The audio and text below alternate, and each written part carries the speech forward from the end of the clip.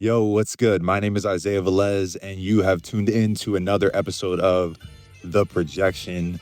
I'm hype. I'm excited because this is a long overdue conversation in general, but today we are joined by a talented artist, a multi-hyphenate, more than you can even understand, and the man behind the magic in a lot of ways, Merlin himself, Griffin Stone. What's good, bro? How we living? What's up, Arthur? How we doing? They This is chilling. lore accurate King Arthur running this podcast right now. I'm just honored to be part of the round table at this point. If it's lore accurate King Arthur, it's definitely lore accurate Merlin here as well. I think so. And I feel like people are going to hear this and be like, what are these dudes talking about? Why are they talking in Arthurian legend? Well, guess what? You're about to tune into a podcast full of Arthurian legend because we have Absolutely a project that we just dropped in September called Sword in the Stone. And Griff, I want you to talk a little bit about where Sword in the Stone conceptually came from, because it's an organic thing, but it also feels like it was set in motion from way earlier. Yeah. So talk your talk on that, man. I mean, as far as like conceptually, I think this was you too. I put together like 6 beats that kind of like to me felt like a universe. Yeah. I think like for me, like at the time, it was very inspired by like Eric B, Rakim, Public Enemy, like early Wu-Tang. And I spent a lot of time around the breakdancing scene in on the East Coast. When I was growing up, just had a lot of friends who ran events or, broke for good teams and good crews. And yeah, it was I think I subconsciously like really internalized those like breakbeat sounds and creating these like little moments that the dancers would almost like foresee before it happens, and then they would like a pause or like a drum fill or something, and how they could like create their own story using that. I feel like that's kind of like what I was trying to do for you in that sense. Sure. And it just felt very like grimy, medieval, like old school. A lot of those beats, like if you just speed them up, like you can break dance to those. I love that. But yeah, and I think like as far as Isaiah goes, everything he does has a concept. Like you truly keep it like very intentional artistically, even when it's something where it's just like a rough concept, like with what you had with unprofessional Christians, you know what I mean? Yeah. You're still like sticking to that theme. Like you almost have like a mission statement going into each album. For sure. And with your like storytelling and your writing, I really wanted to make something that showed that like we both love like literature and English and That's like just legend and myth and stuff. Yeah. And I remember growing up, one of my favorite like storybooks was this small little hardcover book about the legend of King Arthur, and especially like the idea of him, the event of him pulling the sword from the stone. Right. And they just had these beautiful illustrations, just very like simple kind of explanations of what's going on. But I love that in fables. I feel like there's like the imagery is so like precise, and the words they're using are so precise in telling the story they want to tell, and I feel like you really mirrored that. But yeah, I came to him and we were just kind of, it started with this picture of the Didgori monument in Georgia, which is like this monument to like a very like thousands of years ago this battle happened. Georgia the country, by the way. And basically like what happened was, after the battle, like years later, they took these giant like claymore swords, and they're like massive, and they just like planted them all across this like hillish battlefield. And I was like, I love this cover art. I'm like a huge like visual guy, so like I just like threw that up on the Untitled, and we were like, oh, claymores, that's like really cool. But I think we just felt like it needed more. Yeah. And I was just like, King Arthur, just kind of like a random thought that popped into my head. You know what Literally, I you mean? sent me a text like, "Hey, are you familiar or do you have any connection to King Arthur?" And I was just like, "Yo, Griff, don't do this to me." Yeah. Because at that point, yeah, we had originally thought that this project or whatever it was at that time was gonna be called Claymores. Mm-hmm. We were, and we'll come to this later because the song Claymores is now on this project on Sits, but it was about the idea of like you can't carry that core without that sword without full commitment. You have to have both hands on a sword like that. And Mm-hmm. we thought about like the burdens and responsibilities that we have and what we feel like we have to fully commit ourselves to. That just felt like a kingly, a noble thought, which then opened up the dialogue for King Arthur. And honestly, for me, I studied English in college. I've read a lot Mm-hmm. of Shakespeare, Hemingway, and when I stumbled upon Arthurian legends in different contexts, I've always been fascinated with the idea of the Knights of the Round Table. Me and the homies back in school when we went to see the Kingsman movies, and they gave code names to the Kingsmen in the Kingsman movies in Secret Service. We used to call each other different names like Percival or Galahad, etc. And I never was Arthur at that point in time. I think I had to grow to that place, right? But Mm-hmm. it always has followed this idea of Arthurian legend. And then for me also as someone who follows Jesus, a lot of people don't know that there's a lot of heavy biblical allegory behind that legend. Mm-hmm. And so you brought me to a position where you said, "Hey, listen, we could write something and create something challenging on beats that are going to cause you to come outside of your box," which was the biggest deal here. I think you said that you were like, "I feel like sometimes you rock out on easy mode and I want to put the difficulty up for you and see what happens." Uh, Yeah. I I mean, appreciate you're like Sekiro. You're like playing a FromSoft game at this point. I'm like, that. come on, this is like new game plus 3 at this point. Like we gotta We up the difficulty a little bit. we got to get a little Souls like out here, man. What you Mm-hmm. talking about? Mm-hmm. I like that. I like that a lot. Mm-hmm. Yeah, so I feel like it was a good challenge at a good time too. I feel I had just released um the standing at the top of the year and I was really like processing a lot of that. And then for this to be the first thing, Great record, by the way. Great record. thank you very much. And what's cool is you talked about elements, right? And how Arthurian legend is filled with these pieces of thematic symbols and motifs and message. And for me, that is very important. I appreciate you acknowledging that. But in the standing, the big thing was the idea of this stone, this Mm-hmm. this rock that I was carrying and I was tying to Joshua when the Israelites crossed the Jordan River and they put these stones in the water. So it was ironic that the next thing we'd go super hard on was a project about Mm-hmm. a sword stuck in a stone. These things are just meant to be, bro. They're just meant to be. Absolutely. Absolutely. Yeah, man. But yeah, why don't you talk about like how you like approached like once we had that idea, like what like kind of started like turning the cogs? Yeah. I think, for me, I'm a big film guy, right? And more than just the reading as of late, I had been obsessed with I'm obsessed with the idea of purchasing movies on Apple TV right now. I don't know why. Like I buy digital versions, which is insane because it's not analog. They could snatch all these from me. We already know the digital war is a big deal, but I just like seeing all these movies I've collected, right? And Mm-hmm. just bought uh King Arthur, Legend of the Sword, Guy Ritchie, one of my favorite directors ever. And I had just bought A24's The Green Knight. And both of them I'd been diving into a little bit, but when we started working on this project, I started to say, hold on, maybe I'm gonna need to study these films. I need to actually study these films for inspiration. That is what started turning the cogs for me. I started thinking about, okay, what does it look like to play this character? And this isn't my first time playing a character, actually. Last year at the top of the year, George, shout outs on a creative house. Him and I created a freestyle on one of Drake's beats called The Rebellion, where I played a character from Star Wars. Wait, And who'd you play?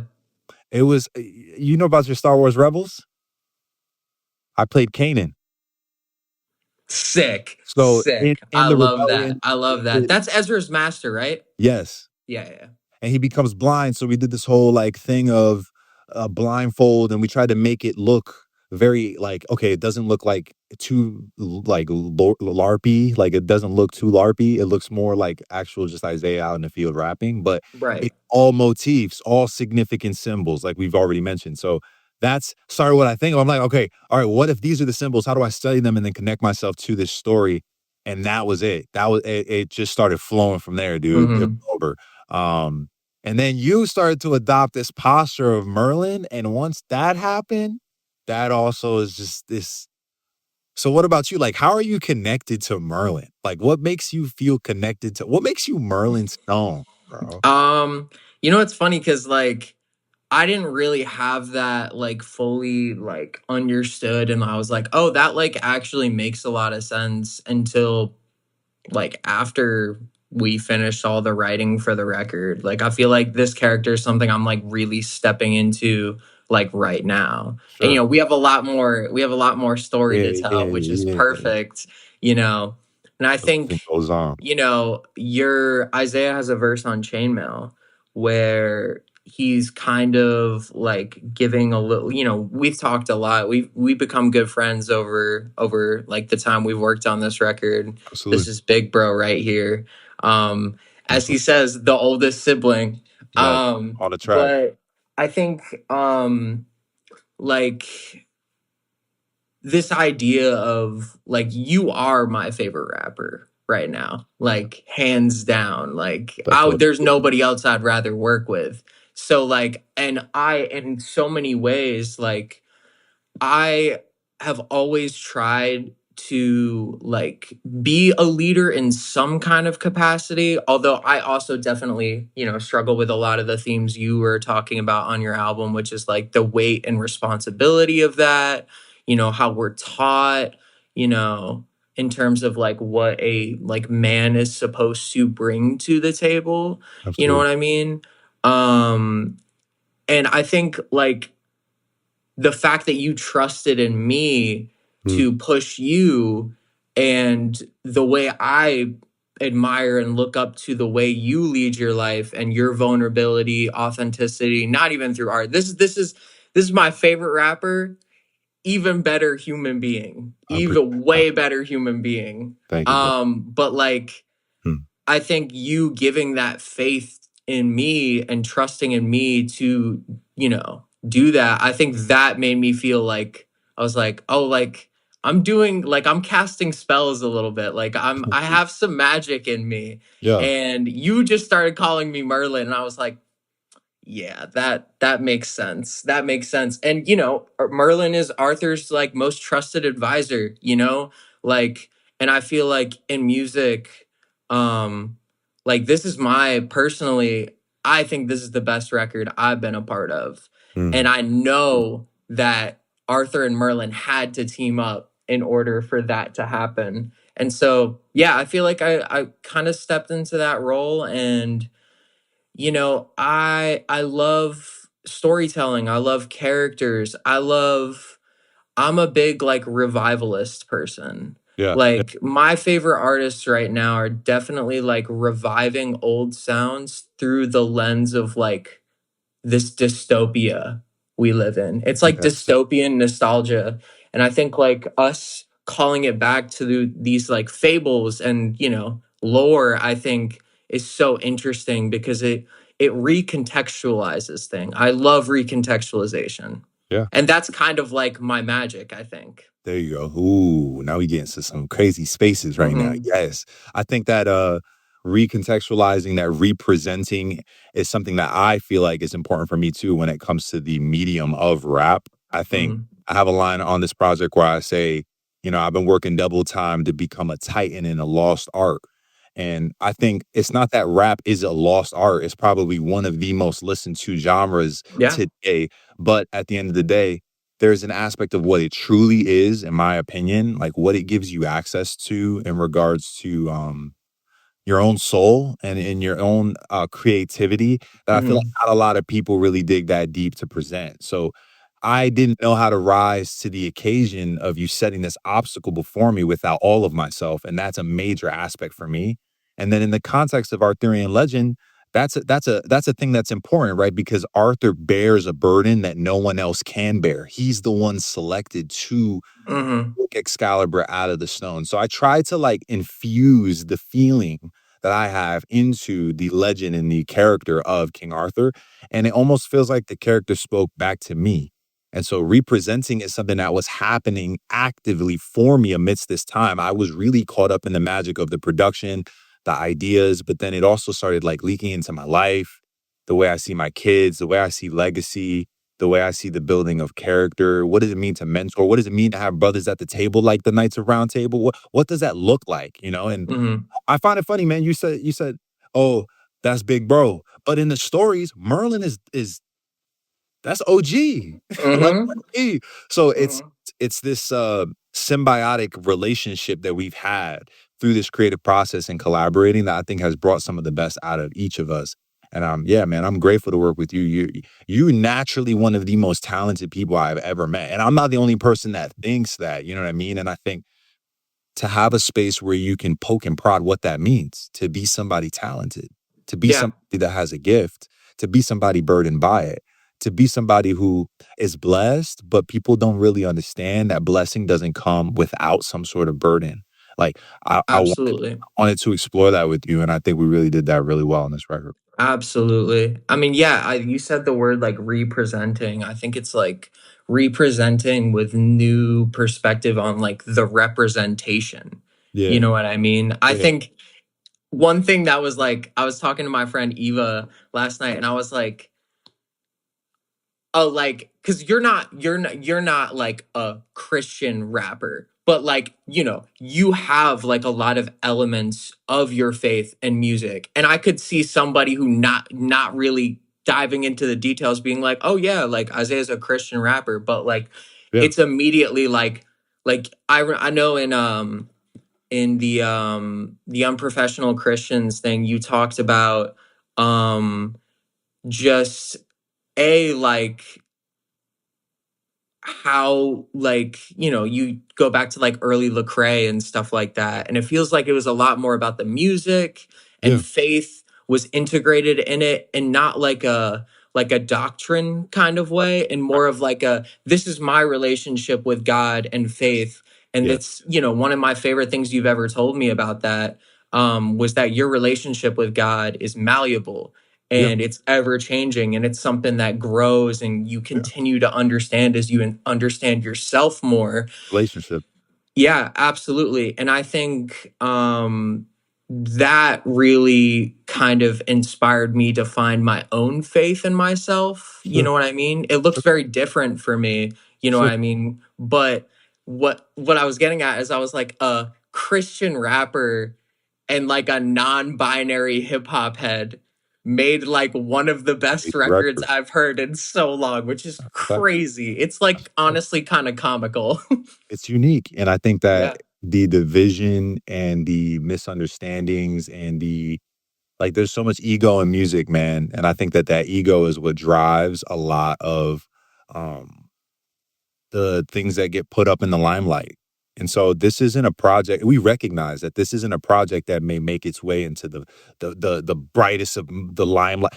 But for us, the light was shining on us amidst this project, and ultimately we're content with that. And for our communities to be inspired by the record, that's also a major aspect of the themes of the songs too, right? And I like that you touched the Christian thing, man. I just think at the end of the day, there's a very human, but then mythical presentation of King Arthur in this record, and in some ways, a man that's trying to be Christ-like in Hmm. ways too, and I hope that people can listen with that. I don't my professor back in school used to say that a great piece of writing, shout out to McDuffie, it's like shooting somebody into like a vortex, and instead of telling people what they're supposed to feel and what they're supposed to find, you should just let them find it and let them experience what they find in the vortex.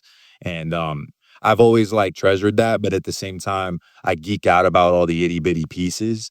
And what we've done is we've built a world enough that there's lore that's so significant that at the end of the day, I really don't need you to know all 100% of it. If you find 1% of the lore in this world, I think it's something that'll make you go, huh, wow.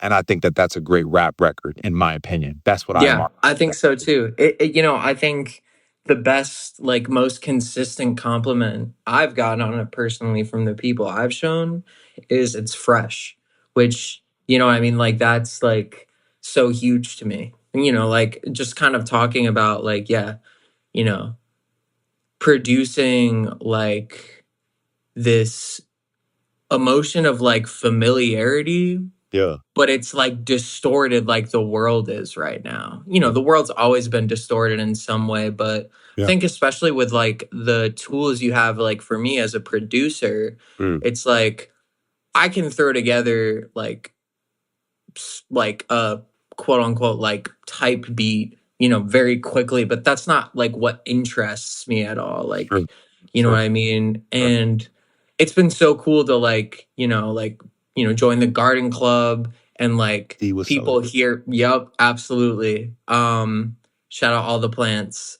All the plants Um, blossoming. blossoming, growing, fruit. Yes. You know what I mean? Um, and yeah, I think like when people like have come to me now for production, like I'm like, what do you want? And they're just kind of like, do your thing. And I'm like, that is awesome. Like I Yeah. love that. You know what I mean? Because it's Yeah. like, I feel like one of my favorite things about producing, I tried to explain this to Isaiah, is like I like Alchemist is fantastic.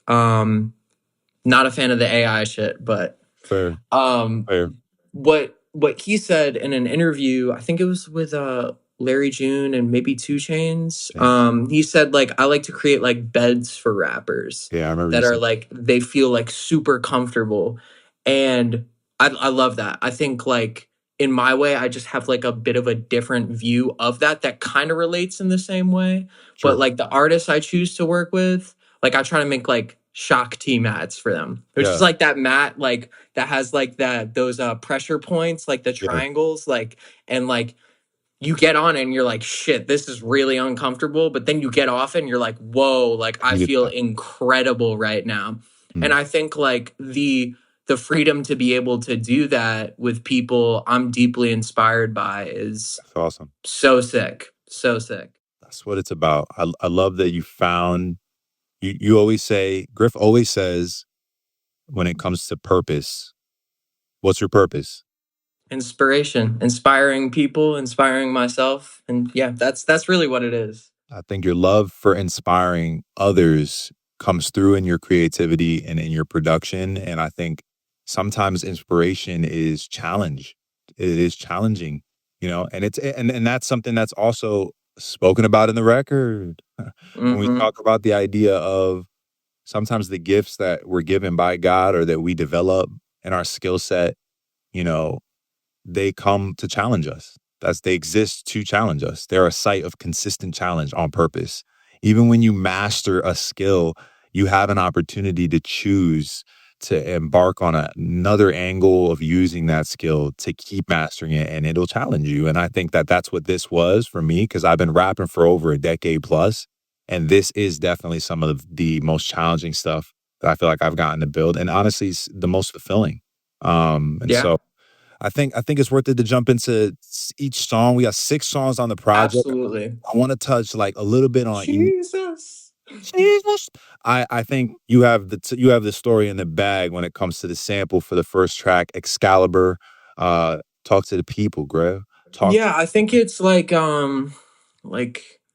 I've had that kind of like instrumental like for a while, and I think like I learned a lot about mastering through it because, that's like one track, and like I had to do so much. There's like at least 20 plugins and she effects on that sample. she It I turned the vocals into kind of like a soprano range instead of like a baritone range.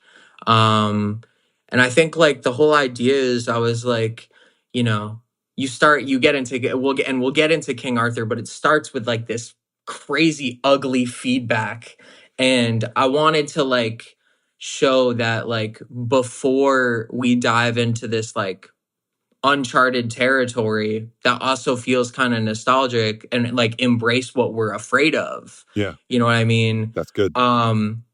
Like let's like Let's say a prayer. let's Let's pray. like, you know what I mean? Stop Like and let's reflect. Yeah, yeah, let's reflect, and meditate on this. let's meditate on that before we So with the sword. Yeah, Yeah, yeah, yeah. So I love before, yeah, yeah, yeah. I think that was like the main thing. And then like as far as like the vocals go, like I loved how you took like the poem approach because it almost feels like the narrator almost. it. Yeah. Like it's like a narration from like a first person perspective, which I find like it's almost like it's not a forward, but there's this book Ceremony. Okay. I don't know if you've ever read it, No. but it's about this Native American who becomes a soldier for a while, and like his trauma and like the PTSD he deals with Mm. from just his experience, and it opens with this poem, and over time the poem kind of expands, like kind of like some To Pimp a Butterfly Yeah, shit, yeah. I knew you were but filtered. like it's such a strong statement, like when you open with that poem, and every chapter will open with that poem. Right. Just kind of like the idea of setting a tone Yeah. and then taking people on a ride they would never expect, you Yeah. know what I mean, and kind of like just immersing them, you know what I mean, because Ab- I think it's a bold choice to make like an intro song a gospel song. You know That what I mean? Like it just Jesus is because the first thing they hear. Absolutely. yeah, Absolutely. because nothing on the record sounds anything like that after that point. Not at all. There's definitely some of the same mixing techniques. Like I think another part of for the mixing, like for your poem, it was so important for me to feel like you were delivering like a sermon Yeah. almost. But yeah, just like, the idea of like I tried to make it sound like you are on the podium. Yes. You know what I mean? Yes. And what I love so much about your rapping is it never feels like preaching, ever. It always feels like this is my experience. And, Mm. take something out of it if you will. You Mm. know what I mean? Mm. And just, I think your voice and your lyrics demand attention. That's what I've learned. Like people really pick up on, like my grandma who like is not into hip hop music, and like anytime I send her like some stuff, Okay. she's like, "What? Can you send me the lyrics?" She was like, "I caught every single word he said." I love that. That Yeah, clarity is important to me. We used to make a joke about absolutely. Ariana Grande. Shout out to Ariana Grande, and how like she lacked diction for like a good 4 or 5 year stint of her musical career. She just was on records, and people were loving it. And we used to joke around about that. And I think like it was only a joke to me because it's actually very serious. Like, what's the point of Yeah, me speaking something to you if it's not going to be clear? And I'm not saying I don't respect other styles. Like, I can respect mumble rap. I can respect others. Don't get me wrong. But my thing is communication. Yeah, I feel you. I feel you. Hey, you said it, not me. But hey, yeah, I I think mean, I think it adds to the music, but I that's think just my opinion. I think that's important, and I also think that the manner in which I've been really studying a lot of performance lately, and I've been in this closet over here in my office for the last 2 years, rapping and putting things up on social media because I'm trying to get myself over this idea of like Isaiah has a gift that he does in a deep dark room and nobody sees it, and he makes these voice memos that he never sends to anybody, and he doesn't put anything out. And honestly, this track It's felt not like true. It's not true though. it's not true at all, and it once was, but I feel like these days I'm taking a lot more ownership. And then performance-wise, I'm inspired. I watch a lot of battle rap. I watch a lot of I pay attention to the way that like rap is perceived by people. Like I think Hamilton's so fascinating. You know, when I showed this record to my pastor, Pastor Paul, he was like, "How's people? What's up, people?" He was like, "Oh, so you're on some Hamilton type time and you're playing a character and giving us a break." And I'm like, you know what? Like, I could hear some of that. Like, there's definitely a high art or like a fine art element to this, 100%. So, how do you present that to people in a way that's accessible? You have to be a human. If you're not a human, then it just becomes super heady and it becomes like kind of filled with ego in the sense of like you think that, what you make is the only thing that matters. No, you listening to what I'm saying and hopefully it connecting with you is very important to me. So on this record, that was the goal. On this record, when I wrote this verse out, it was like before we took the sword out the stone, it was like me drawing a line in the sand and being like, okay, this is where I'm at. this is what the legend is about. And ironically, if you go back to that little stint, that little poem in the beginning in that Excalibur, you'll find pieces of almost every single song that was to come Absolutely. in. This chain mail. Like there's so many Oh, moments. There's so yeah, many moments. Yeah. absolutely. So that's definitely the big thing for Chainmail, man. But and if you catch that Oswald Chambers bar, then you're the one. If you catch that Oswald Chambers bar. Okay, so Excalibur opens it up, and honestly, I want to stop real quick before we jump into King Arthur and say, we didn't have these songs organized all the way yet. We had these beats sitting in an untitled for weeks. And I Mm. was honestly like, I felt like I was like a squirrel when it's time to hibernate. I felt like I was like trying to get as much inspiration as possible before beginning to truly write for this record. And there came a point where Griff was like, yo, you're taking too long.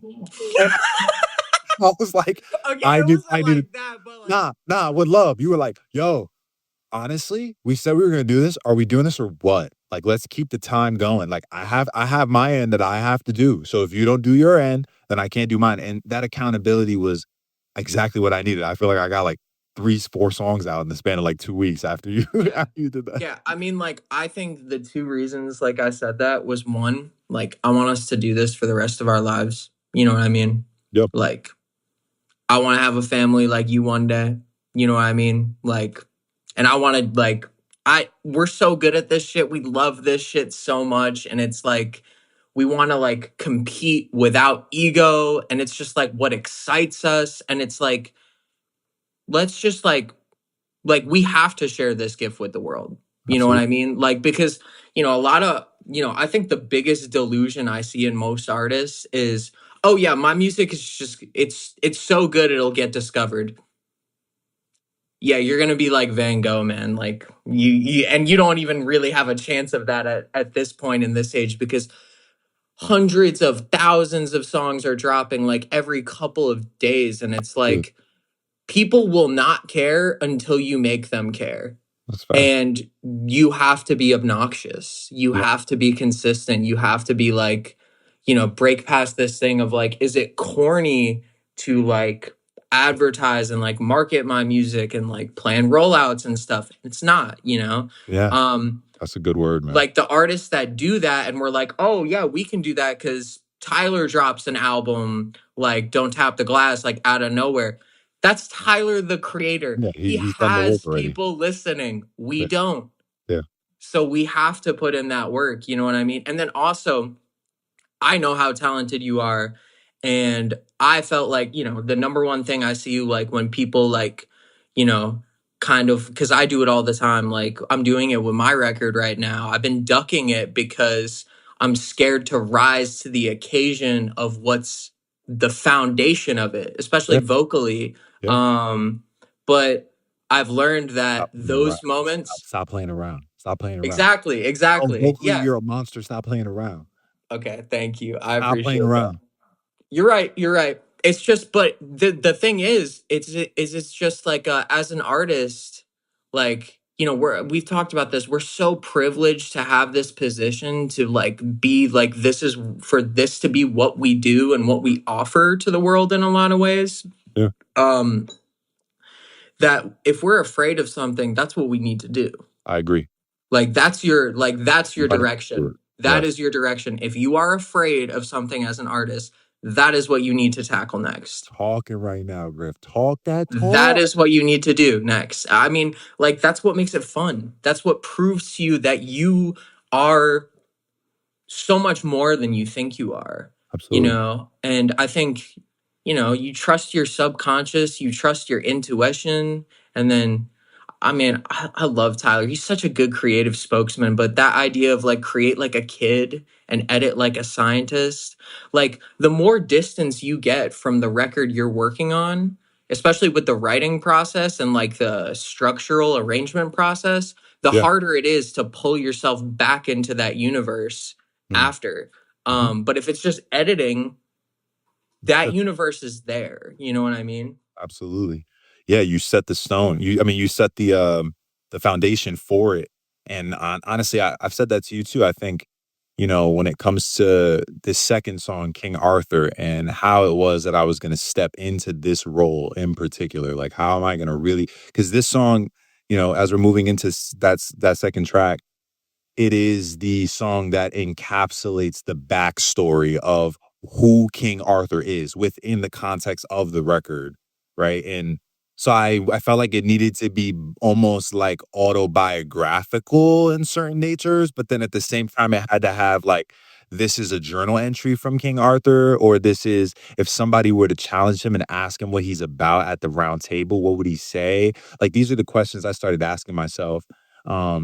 And I think like it was the hardest to get this song done. Everything else felt easy because I've done everything else way many more times. Like Yeah. I've done okay. I could take a concept and I can dive into that concept. I could take like, oh, my sister and I had a conversation about pearls to swine and giving people like I told you about Once Upon a Time. If I wanted to write a song about pearls to swine right now, I could definitely dive into it. I've been doing it forever. It's whatever. We can get right in there. But when you're talking about playing an entire character and trying to find a way to create a tri-layer writing where it's like it's the character and then there's some Jesus in there too. It's like, oh, okay, how are we gonna do this?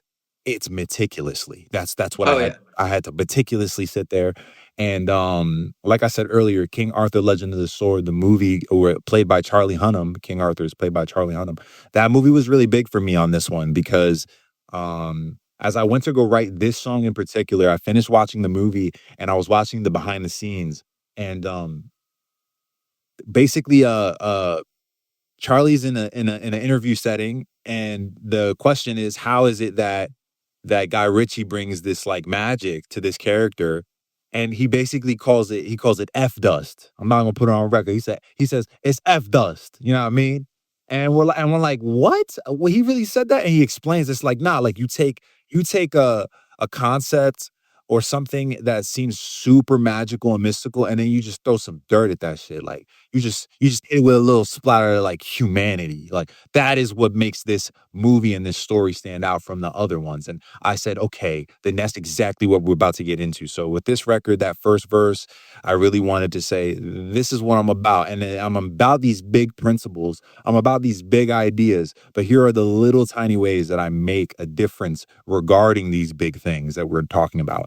And then I wanted the hook to marry the two verses with a backdrop that was very like New York. I wanted some New York in there. I wanted some like where I come from. I also wanted some like that's the most Isaiah part of the song. The verses are very King Arthur, but the hook comes in and you're like, oh yeah, Ivy's rapping. Forgot. It's not King Arthur. Okay, bet. Oh, second verse is here. Let's run it. That's what I wanted the feeling of the song to be for sure. Yeah. I mean, I think for me the choruses on King Arthur, my favorite is Chainmail. That's just so We're about to crazy. get there. We're about to But Claymores and King Arthur. By the way, all of those vocal stacks, none of them are pitched, which is diabolical. It's crazy.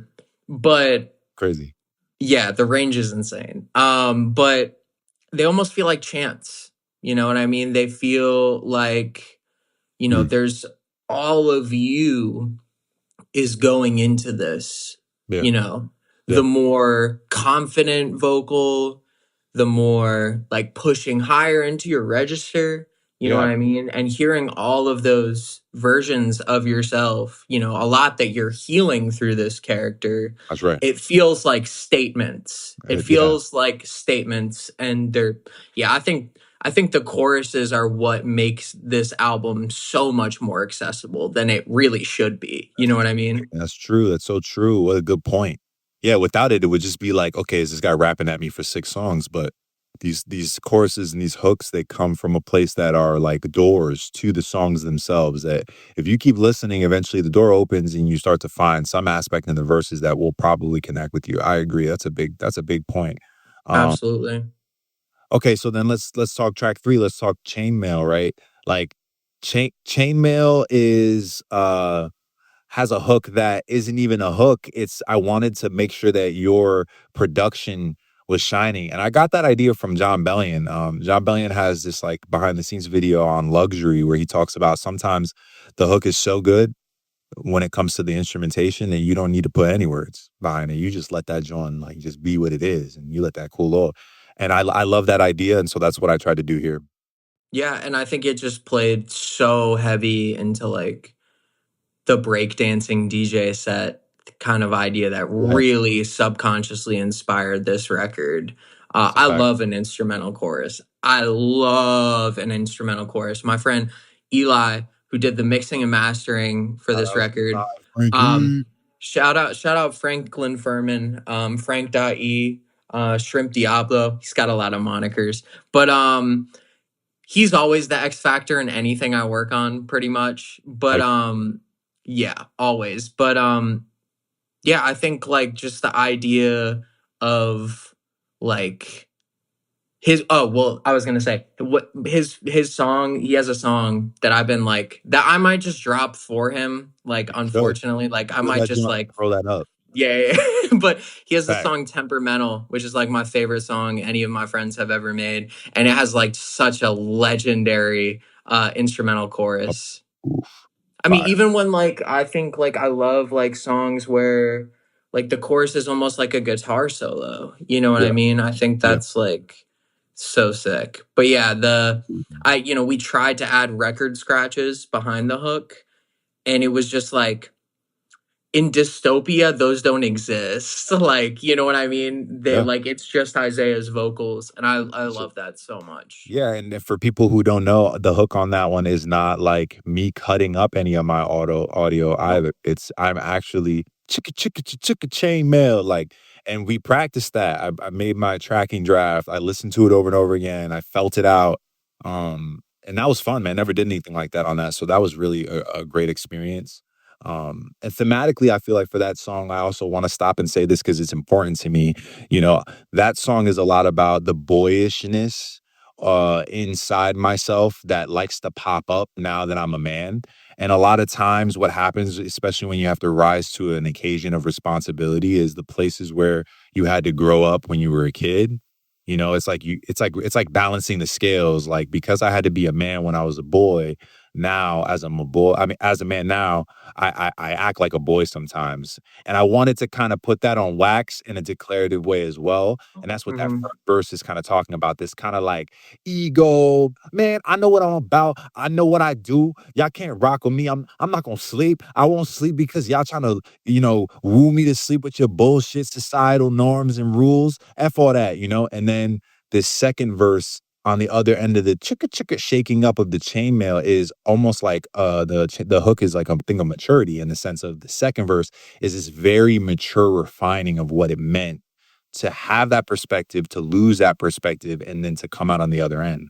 Um, Absolutely. and that second verse was important for me. I tried to take a little bit of my story. I told Griff, I tried to take a little bit of Griff's story. I tried to take Absolutely. the David story with fighting Goliath and the armor. I tried to take some of that King Arthur. There's a lot of little elements in there. So I'm excited for people to hear that one for sure. Absolutely. Yeah. Let's get into the heavy, the two, the three. I think the last three songs are my Yeah, favorite, but we in. let's get into the big heavy hitter, the Okay, single, the let's go. poll. The poll. Talk Crazy. talk to me about why you would make such a beat like that. Like it's dastardly. Why the Dastardly. fuck did you do that? Why would you do such a thing? Why would you do something so Jeez diabolical? Louise, bro. Oh my God. um, When you said that shit to me and you were like, oh yeah, rap on this. I was like, yo, what is this? yeah, I think like I had that beat for like, super long. The way I chop samples is I don't use pads. I very much like I'll go through like a whole sample like every I think one of the biggest mistakes you can make in sampling is when you get a track and then like you hear the intro and you're like, "Oh, that's what I'm going to sample." And then you don't go through the rest of the song. That's why people don't have B sections, C sections. That's why the beat sounds static and then sorry, It's a great point. the rapper has to create all of that. That's so And I true. don't find that very interesting. Mm, Sometimes the beat is that good to do that, but dig deeper. nah, yeah, dig deeper. Create variation. I think dynamics is the biggest thing I've learned about music is Facts. like, it could be simple, it could be minimal, but things need to happen, little moments and stuff. Like I abused the beat cuts all over this record. I did it Beautiful. so much. Beautiful. Um, but like I think the big thing for me was just trying. I've always been like kind of obsessed with this like grit and this like, I'll say it again, but this kind of like reflection of the dystopia of where we're at, especially like, you know, where we live in this country, you know, all over the world in so many ways. But like shit is not pretty. Ah, You know what I mean? It is very ugly, but like we kind of embrace that, and that gives us the stank face, that's which is so facts. interesting, you know what I mean? But Mm, I think the big thing about that bass, that beat, was letting the bass line guide me, you know. I think so many times when people chop things, especially when they do it on pads, like I think Ninth Wonder was talking about this in a rhythm roulette, but he was like, you're not thinking about how all of the instruments relate and transition into each other. Cause, you know, there's the kind of like more key sounding organ synth. And then there's the bass line, but they like all the chops work like symbiotically, like absolutely. between each other. And I'm like, I will spend ridiculous amount of time quantizing and like getting things right. And it's not like trying to get everything on beat. It's like Sure, I'll establish a groove in my head and I'm like sure. everything needs to kind of like play in this like area around where like the BPM is. And Absolutely. I think like it's just so herky jerky, Yeah, you yeah, know. And yeah. I knew like when I made that beat, I was like, there are some beats I make where I'm like, I need somebody who can rise to this occasion to do Yeah. this beat, because like I have no clue what I would do over that beat, you know. That And yeah, that was definitely the most like difficulty extreme. Like you want to talk Souls like this ain't no mini that's boss. Like Kenichiro. That's the yeah, skill this check. is That's this the is skill check. up there, right? And I think like I showed it to a couple friends when I had it initially, and I hadn't like written a couple of the other songs yet. I didn't unlock this song just yet, and I played it for them, and they were like, "What do you even do to that?" And my homie Burn from Unprofessional Christians, you mentioned the episode, the first episode of the projection. He is actually the one that was like, "You got to scat on that." Like you have to bibbidi doobidoo the type vibe on that and like really find a way to like rhythmically ride it. And I was like, that's a great word. Like I agree. You're so right. Okay, let me start playing with that. He gave me that idea. And I think about 48 hours later, the song was done. And I just needed time to like really understand how to approach it. Once I did that, I found out how I wanted to actually take the message of the song, which, you know, this is the latest installment of a The song. As you know, a lot of Isaiah Velez songs are titled The something. So we needed a Right. the pull. And I don't really want to say too much about this project from a thematic sense because I think the music is really what we can highlight here. Go watch Yeah. the music video, go Yep. listen to the song.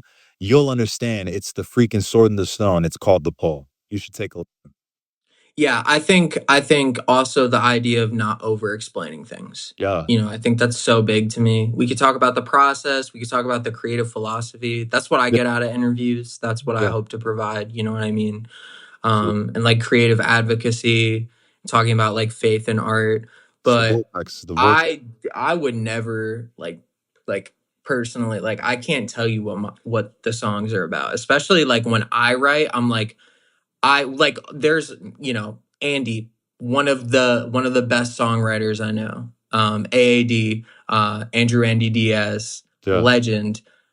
There are times where I'll hear his lyrics and in my head I'm like, I want to understand this and I want to ask him what he meant by that, but then I'll like be like, no, I actually don't want to know that. You know what I mean? Like Yeah. I want to have my own relationship with this. And I feel like that's like so respectful to the artist too. Yeah, You know what I mean? that's a really good point. I love that point because it shows that when you build in dense enough worlds, it can allow people to have different experiences from your work because your experience is yours. Mine, I'm the guy, you can ask Andy this. I'm the guy who I'll be like, yo, yo, yo, yo, you think you're low. You think you're low because what you're talking about on this song is the same thing you were talking about on that song, and these two have the same melody in the beginning. I know you're talking about the same thing. Hmm. He'll hit me with a text like, he, shh, don't tell anybody. You know what I mean? Yeah, yeah. Or he'll geek out and he'll be like, so I think it's like when you have access to the artist, you have an opportunity to really see how how they make what they make and how the magic is made. And I think that is also an element of the next song, which is Claymores, baby. Let's talk Claymores. Let's talk about our little cypherish rap chain kind of going back and First off, forth type. MVP of that song is the fucking organ stab. Dog. That song, That's the MVP of the song. honestly, people talk about this beat the most out of all the beats that are on the project, ironically, which I would think would be the pull. But when it comes to like what they love the sound of, and it sounds the most like not from a different world, like actually something you would hear in a mainstream sense, it's this record. So let's It's the talk about oldest beat I had for this one. It's the that makes oldest beat. I made it like 3 years ago. That's why it's got some of like where you were versus where you Mhm. are. What I love about that is that you got to use something from where you were and get to put your stake on the song because we have a wonderful Griffin Stone, Merlin Stone cipher. I mean, a feature at the end of this track after Samuel off the wall. Shout out Samuel off the wall snaps. I, it Disgusting. just Like the ends gavel of the judge who speaks. speaks like the song just keeps getting better over time. It's just like one of those like it's perfectly laid out. Anyways, man, talk your talk, bro. Talk your claymores. I Talk your mean, I think like I was so like probably like one of my favorite like probably one of my favorite lines I've ever written was that line, everyone calling me him, but I'm really them. I think that was what I was trying to provide on that song was like I have such a unique perspective, mm, especially like in hip hop. You know mm, what I mean? I'm honored to be a guest at the table at the seat of hip hop. I think like at the table of hip hop, I have a line on like when you see it where it's I'm a guest at the table, still bring a feast. Blessed if I get a seat, blessed if I eat. I feel Stressed thinking about respect, shit I'm trying to get. No, I mm, gotta stick to me because that's for the best. And I uh, think like, you mm, know, as a person who has so much reverence for hip hop, like I know I have like an interesting perspective and I know also know that I have such a deep level of like reverence and respect for this shit. Like I care yeah, so much about yeah, it. you could You know what tell. I mean? Yeah. And I think like yeah, I think like especially where I'm like the idea of like bringing a feast is like, as a person who identifies as non-binary and just kind of has like a more like very foreign perspective than like what you would usually hear in hip hop. Mm, Um, I think that's what I wanted to bring to the table. I was like, I'm a part of the Knights round table, but like this is like I'm the most I'm the different sibling. You know sure, what I mean? Like sure, yeah. we are all so unique, but I have this like interesting perspective to provide. Like, Mm, how do I do that? And how do I like tie it into like where the world is, like the idea of dystopia with the last couple of lines, you know what I all right, mean? And then also just kind of like the idea of, like you give a man an inch and he takes a mm, mile. You know what I mean? Like I think I've learned that so much and it takes a lot for me to like really look up to like a man as a role model, but like you like really restored my faith in that because I was like this man. is somebody I want to follow into war. Like Sure, this is somebody who is willing to listen to me, to have empathy for me, to support me. You said you'll never let me catch a bullet or fall in front of a sword. yeah, And I feel that and I was like I feel like the most honorable and like vulnerable I can be. It's like that's what I have to do. You know what I mean? And I feel like we all provide such unique perspectives on that song that it really brings together the idea of like I was talking about this in my world history class, but we have such a like in history it's like a Eurocentric view of like what everything is and we have these implicit biases mm, and the only way to get rid of those is to listen to yourself and to listen to other people, but absolutely, I know I have the ability to provide that perspective that might give people a gateway into sure, understanding something like gender more, you know what I mean, and sure. seeing the other side of things. Sure, sure. Yeah, you're accessible and you met us at the table. I love that you took your seat at the table to do so. Mhm. and it just the record feels very organic. And then I think the ramping up to you concluding with a lot of the way you said that you address the world we're living in and what Mhm. you have to say about the world we're living in. It was just this really great ramp up that I think people have to then go back to the rest of the project and recognize that this gives them almost like a shovel to do more appreciating of what the record is talking about. So like Absolutely. you get a shovel of a verse, essentially, is what I'm trying to say. As weird as a compliment as that is, but I love that. I think that's like you said, that's our job, right? If that's our responsibility, if we feel like we've been gifted with vision, um, our job is to kind of go out and try to make that accessible to other people as much as possible by being who we are, you know? Yeah. And so I'm proud of you for the courage that you are Thank exercising you. putting on this verse on this record. And I'm glad that the record is also like the record right before the last record too. Because it almost feels like this ends it in some ways. The last song, Double Time, is much more of an epilogue, but I feel like Griff's verse basically sits. And then you get epilogue, you get Double Time. I'm not sleeping on Double Time. I'm just saying when it comes to That's my favorite song. That's always been my favorite. I know you love Double Time. I Let's talk love Double Time then. Let's talk Double Time and then we'll wrap it up. But yeah, Double Time, man. I feel like you have the story of how this beat came to be and how in terms of and belonging on this project. So tell the people that first and foremost. Yeah, so I have a song called When You See It. I mean, an album called When You See It. And one of the songs is called Two Time, and it's the same sample. I think it's like late 60s, early 70s funk. And I like I had grown so much as a producer, and I was like, honestly, like I kind of want to give this like a new shot.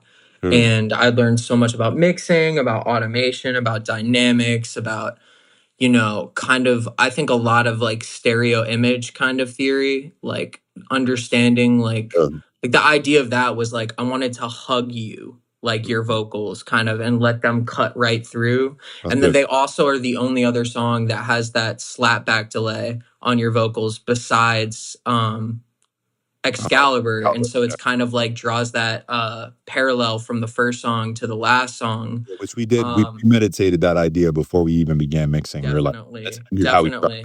Yeah. And I just think, yeah, and you can actually hear a resample of the vocal sample from Two Time on the intro that kind of like leads it as the high end starts to automate in. But yeah, I mean, you have like you're such a savage on this record, dude. Like I was like, dude, you are like we got into like some of like the lore behind the bars that we know, and it's just like they Yeah. think they know me, but don't know I'm low key. Ain't talking Thor's brother. Endure suffering, because within it's a portion of wisdom to explore. To explore, yeah. Yeah, I think at the end of the day, like this record was my last word on the record, and I had this feeling like I knew I wasn't done playing this character because we already got some other things that are going on, right? But I did again. We've developed new things since then, but I was like, all right, if this is my last thing to say, then I think it's full IV mode, like not just on a hook on King Arthur. I'm just gonna give you full out. Like this is gonna sound like an ordinary freestyle that I would throw at the end of a project, which I've done before. So I just started going, and my favorite line right now is outside of that low key line. Um, is the been hip hopping since before my balls drop. Never dropped Never the drop ball. the ball. I'm I'm such an such an all-star. all-star. I think like I never needed y'all to understand that was a long shot. That's why I'm scoped in on what the Lord got for me. And I think like that is the point. It's like I made this world with Griff. We made this thing, and I don't need you to get it. And I'm at a point in my life now where I've turned 30 this summer. I wrote this record through the process of turning 30. And I'm like, I'm tired of looking for affirmation from the listener. There's a difference between getting affirmation from the listener and making accessible music that they can understand if they choose to explore. I don't want to like convince you to explore. You know, there's Earl has a line like that too. He says something about like, "I'll take it to the water. I can't drink it for you." Steven has a line like that too. "You'll That's the dehydrate GOAT. yourself." That's the best rapper. Earl, But I've been getting into Billy Woods recently, and that I dude saw you is sent me a couple also of disgusting. Yeah. Yeah. But I think those guys are authors. They're authors. So are you. They're You philosophers. guys They're are philosophers. authors. Yeah. Creative philosophers, life philosophers. Yeah. Yeah. They're That's why so that locked point is in. so important to me. And I think like that's what I wanted to touch on this record was kind of like, so what? Bam, we got the crown, we got the sword, we got the burdens. I feel like this. I used to be immature. I suffer. I ain't got anxiety. If you really knew what I was about, you'd be hot. But yet there's still a call on my life. So what you gonna do with it? Like that's what the energy of the song is. It's very hip hoppy, braggadocio. So I really felt like that beat was perfect for that. And then when you end that and you go back to the beginning, it's like, all right, let's pray again. Absolutely. Yeah. It's perfect. Man, I love this record. I love this record. Me too. Listen, I appreciate you greatly for talking through this record with me, and I'm excited about what we're going to continue making. I think your perspective toward music and creativity is something that the people need to hear. And so my hope is that as people listen to this podcast, they would hear what you've had to say and they reflect, especially the creatives, right? That's the goal here. We're not trying to project in a way that's like, okay, make sure you subscribe to what we're saying. No, we're just describing something to you in hopes that it makes you think a little bit differently about absolutely and your creativity. Yeah, just let's end it off. I love you, dude. You're one of one, and I just think it's lore like that. Lore. We're working together and that we're doing something special for us, which is the most important thing. Most important thing. Well, thank you for tuning in on another episode of The Projection. Thank you to Griff Stone for hopping on. We will be back with more episodes. There's more creativity to unpack. So stay tuned, subscribe wherever you listen to podcasts, and we hope you have a good one. Merlin, Arthur, out. Peace.